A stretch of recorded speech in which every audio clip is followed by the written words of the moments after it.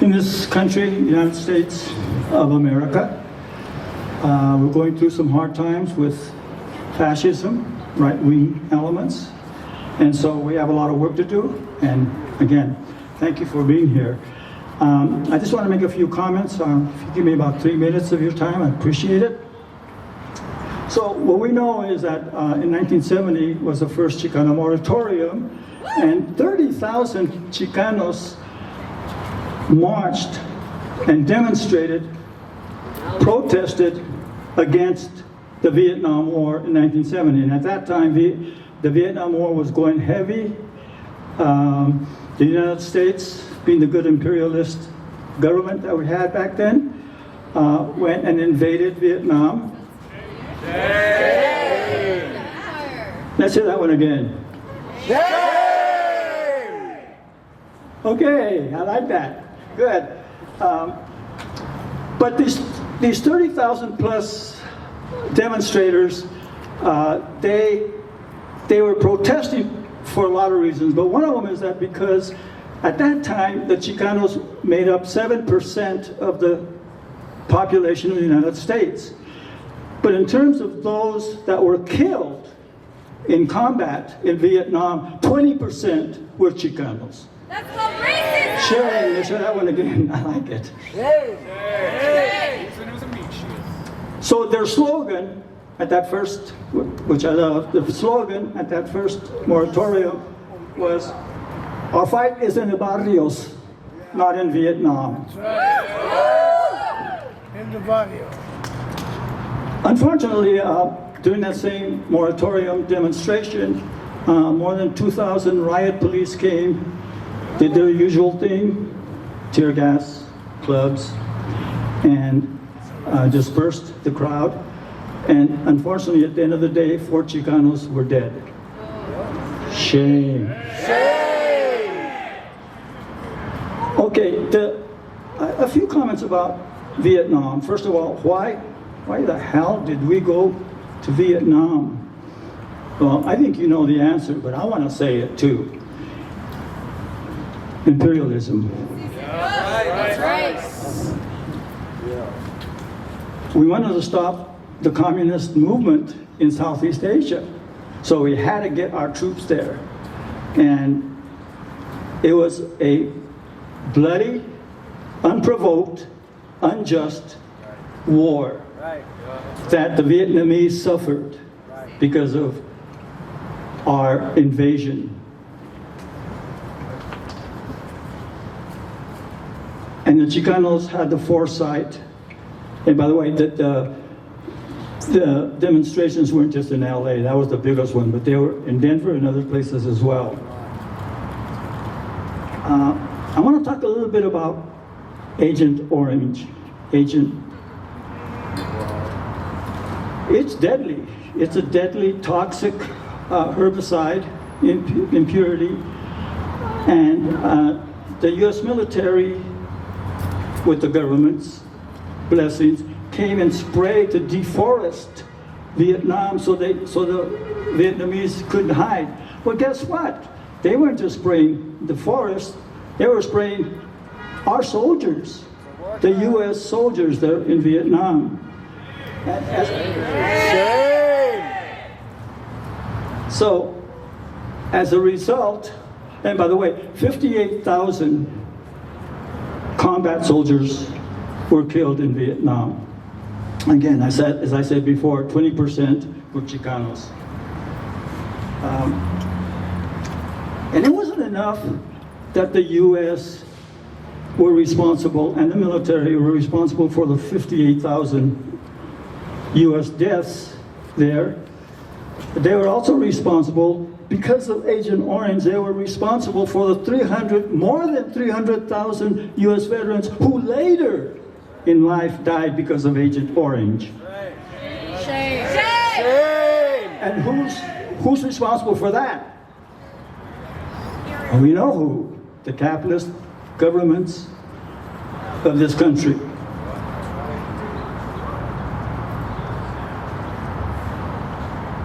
Unfortunately, the Vietnamese lost over 2 million of its people, villagers and soldiers, by a war that we started.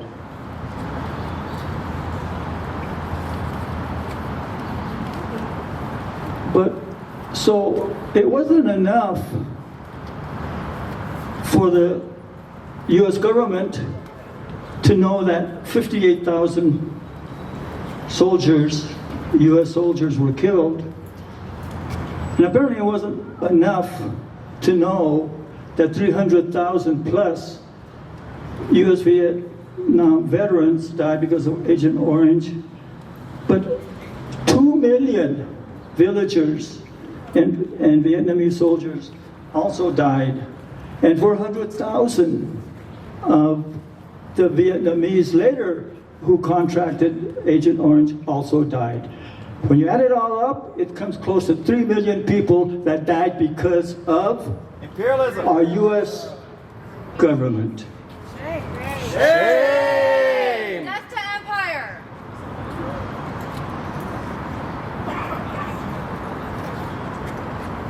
Okay, what we know today, the Trump administration is building a path toward right-wing authoritarianism, fascism.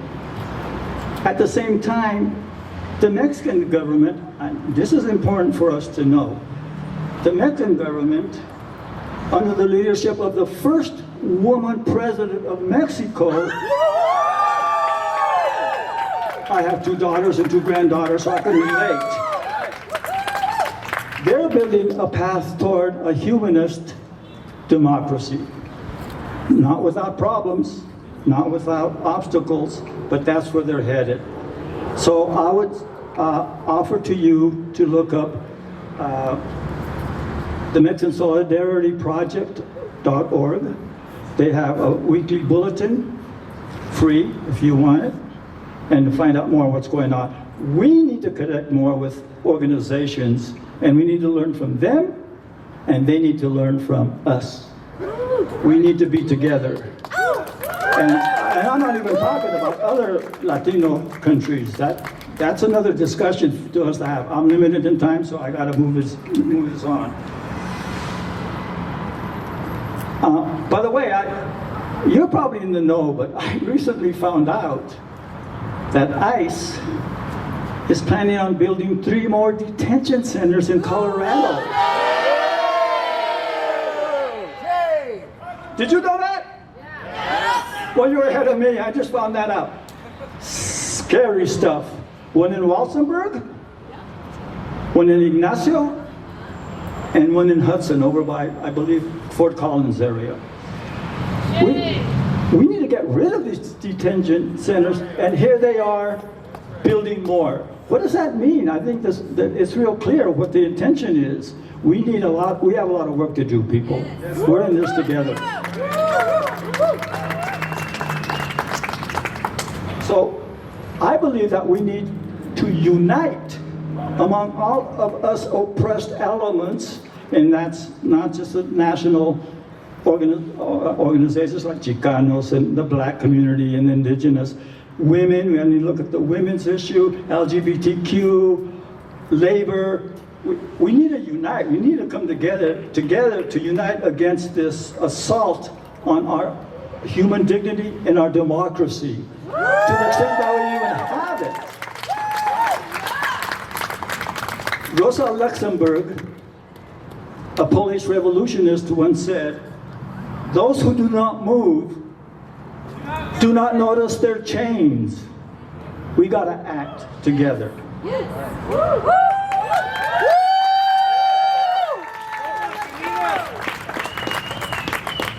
Okay, I cannot conclude without mentioning the exemplification of the epitome of human cruelty, and I'm talking about Netanyahu. That is beyond comprehension, what he is doing to Palestinian men, women, and children. That hurts. We have to do something about it, and we are. and we need to continue. We need to even grow, as I said earlier, we need to grow our unity and get rid of those elements that support that. And by the way, Free Palestine! there you go, one more time. Free Palestine! Let's put that into a song. I love that. That's right. Free Palestine. Thank you. Free Palestine. His barbarism is beyond comprehension. We must stop together through our unified efforts. We must stop this insanity against humanity. We have a lot of work to do there. Comandante Che Guevara once said, if you don't love people, there's no point in being a revolutionary. That's wonderful. We need to do that. We need to share this love for humanity because many out there running this country don't give a rat's ass about humanity. El comandante Che Guevara también nos dijo, hasta la victoria siempre. Hey everyone, my name is Jesus. As Brandon mentioned, I'm a union thug with CWA 7799 by way of the Defenders Union of Colorado. I'm the proud son of immigrants, and I'm a recently new father. As a public defender, I see my job as keeping our clients out of cages that rehabilitate no one. Human storage facilities that only benefit 10 fat cats that own them. They profit off of our people's pain, trauma, and separation. Right now, the onslaught on Kilmar Abrego Garcia's due process is an aberration of justice, a power grab in public view, and an assault on everything public defenders stand for. That's right. It's an assault on our union brothers and sisters, as Abrego Garcia is a sheet metal worker, Smart Local 100, Mahmoud Khalil, UAW, Rumeza Osterk, SEIU Local 509, Jeanette Vizguerra, Hometown Hero, SEIU Local 105, David Huerta, President of SEIU California, and on and on and on. To that I say, come for one of us, come for all. I'm here because I know that the world that my daughter deserves to live in will not build itself. We, the workers in unions and not yet in unions, are not victims of this system. We are the shapers of it. Yeah. But beyond this being a union issue, this is a fight for the very life of our democracy. This regime's greed and unashamed disregard for our rights and human dignity is an affront to all working people. We must be clear in this moment. When our sister Jeanette Vizguerra is locked up for months for daring to speak the truth, we are all under threat. We are all Jeanette. $45 billion for new detention centers across the nations while classrooms crumble, teachers go underpaid, families are one hospital visit away from bankruptcy, one missed paycheck from eviction. That is not safety, that is a war budget on working people. In the coming months and years, we will see if we slip into a corporate-owned authoritarianism, or if we say here and now that our institutions must be responsive to the needs of us, the people, not they, the corporations. So I ask you, and I implore you to ask yourself, which side are you on? Because closed mouths don't get fed, and unheard demands do not get met. And the wages and justice that we deserve will never be given, they must be organized for. A public budget for the public good, one that actually meets the needs of our communities, keeps us fed, housed, thriving, and will not organize itself. And that is why we must demand, come January, in this very building, a public budget for the public good. Yeah. History shows us that change only happens when workers are united in struggle, and when ordinary workers step into their power. There is no greater force on earth. The best time to build power was yesterday. The second best time to build power is today. After today, ask yourself, say to yourself, I will build power with this or that organization. Say to yourself, I will talk to my co-workers about our working and living conditions, because I promise you, you are not the only one that's holding on by a thread. Join for the love of God or start a union. So many have sweat, bled, and died for us to have the right to organize our workplaces that to not do so is an insult to their martyred memory. When we don't build power in and outside of our workplaces, we are reducing ourselves to just merely being a wage slave, and we are destined for so much more. The workers deserve the world. When we don't build power with our fellow workers, we are saying that our bosses know what's best for us. But that's not true. We know what's best for us. A better world hangs in the balance, comrades, and it's ours to claim. Organized labor must be a part of that movement for collective and political economic liberation. Resist now and let your only regret be that you did not resist earlier, not that you did not try at all. Free Jeanette, free Palestine, free them all. Hey everyone, my name is Kyle Burrows. I am a rank and file Teamster and a proud member of Freedom Road Socialist Organization. You know, being up here, I want to discuss political repression of Chicanos. And I want to shout out someone in particular. I want everyone to leave here today knowing the name Alejandro Orellana. I first met Alejandro at a Teamsters for a Democratic Union convention 2 years ago, and he's a fierce fighter in the union movement, in the fight for immigrant rights, and in the struggle for Chicano liberation. In June, Alejandro was arrested at a protest in Los Angeles. He later had his home raided and destroyed by the FBI. Shame! And he was locked up on charges of conspiracy to commit civil disorder and aiding and abetting civil disorder. Shame! Alejandro could have spent 5 years in prison for handing out water bottles and handing out face masks to protect protesters from rubber bullets and other projectiles. And this was a reasonable, heroic thing to do. People do get shot in the face by the police, but the crime here, according to the FBI, was providing protection from getting shot in the face, and not for the pigs firing the shots. Shame! So I want to quote Alejandro here. He said, protesting is not a crime. Protecting the community is not a crime. So after 7 weeks of fighting, protesting, and popularizing Alejandro's struggle all across the country, which many everyday people felt they could relate to, Alejandro's case was dropped. This was a victory, not just for Alejandro, but for Raza everywhere. We came together and showed that in the face of intimidation and political repression, when we fight back, we win!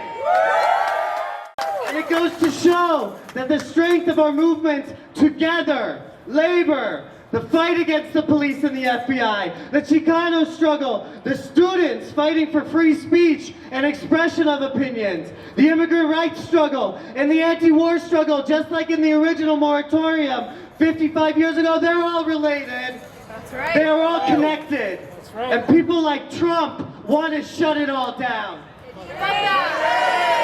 But when we come together at actions like this, we can win all that we demand. So we are going to turn the defense of Alejandro into an offense against Trump when we come together at actions like this. When we get organized, join a group, go to a meeting, hang up a flyer, we are doing exactly what Trump does not want.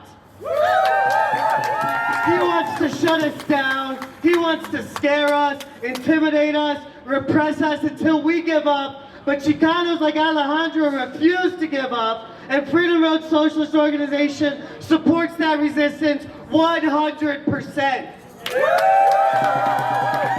In Freedom Road, we want to see people get organized. If you are not in an organization, please consider joining one. Spend 1 hour a week getting organized and fighting back against Trump and his cronies. We're never going to change the world unless we start somewhere. Big thank you to Aurora Anita CSO and Alejandro's group in LA, Centro CSO, for their inspiring fight against Trump and for Chicanos everywhere. Viva la raza! Estamos aquí para conmemorar el Chicano Moratorium, pero para mí es más como una continuación de ese trabajo, que en esos momentos es tan importante. Estamos viendo diariamente las injusticias que están impactando a nuestra gente bronce, latina, mexicana, los chicanos también, todos realmente. Entonces es un honor estar aquí, pero también es un honor a continuar este trabajo. Muchos de los temas hoy no son tan diferentes del pasado. La gente latina, chicana, mexicana están luchando por su existencia aquí todavía. Y creo que, bueno, como te digo, estamos viéndolo diariamente a través de las redes sociales y todo eso. La lucha sigue. Estamos aquí celebrando el pasado con el Chicano Moratorium, pero tenemos que seguir con esta lucha día por día. Entonces mi mensaje es involucrarse. Yo sé que en esos momentos asusta a mucha gente. Yo sé, ya hemos visto mucha la violencia, pero si no hacemos este trabajo juntos, vamos a perder. Y esta es algo que no podemos regresar. En ese partido no reconocemos esta frontera, porque no es natural. Esta es pura tierra para la gente. Y esta es la cosa que yo quiero que entiendan la gente conocido como inmigrante, porque realmente no es. Esta es tierra de gente y son seres humanos y tenemos que respetarlo. Y bueno, esto es porque es tan importante. Bueno, el moratorio chicano que ocurrió en 1970 fue un moratorio contra la guerra de Vietnam, que fue una guerra imperialista para la expansión del capitalismo. Lo que estamos viviendo acá actualmente es el fascismo, y el teorista político francés Aimé Césaire dice que el fascismo son las tendencias del imperialismo llegado a casa, y el fascismo ha llegado a nuestros domicilios hoy en día, y hacia eso estamos combatiendo. Las deportaciones son un síntoma del fascismo, ¿no? El fascismo le gusta hacer un malo, necesita un malo para jugar ese papel, y los inmigrantes son solo las últimas víctimas de esta narrativa xenofóbica que prioriza la supremacía blanca. Entonces, en la historia de este país hemos visto que la gente negra, esclavos, han sido las víctimas de la opresión del Estado. También los americanos nativos, ¿no? Durante la Segunda Guerra Mundial, los japoneses. Hoy en día son los inmigrantes, ¿no? Mañana pasado, ¿quién puede ser? El miedo está en todo lado, ¿no? Pero yo diría que cuando nosotros perdemos nuestro miedo, ellos pierden su poder. Yo soy parte de un sindicato. Hay muchas personas que se encuentran partes de un sindicato. Yo veo esto como nuestro tema también, porque tantas personas que han sido secuestradas por ICE son miembros de un sindicato.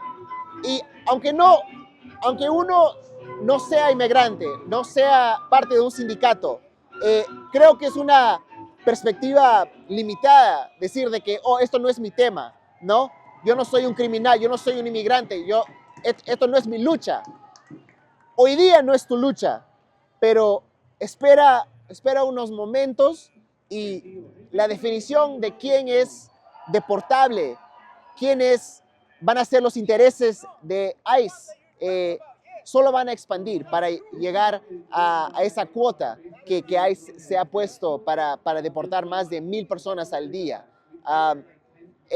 van a necesitar que encontrar más consumidores para esas camas.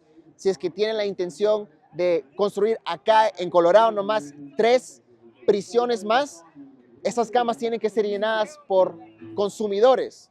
Y yo veo a los secuestradores de ICE solamente siendo la mano de marketeo, por decir, de esta administración y de la industria de las prisiones privadas.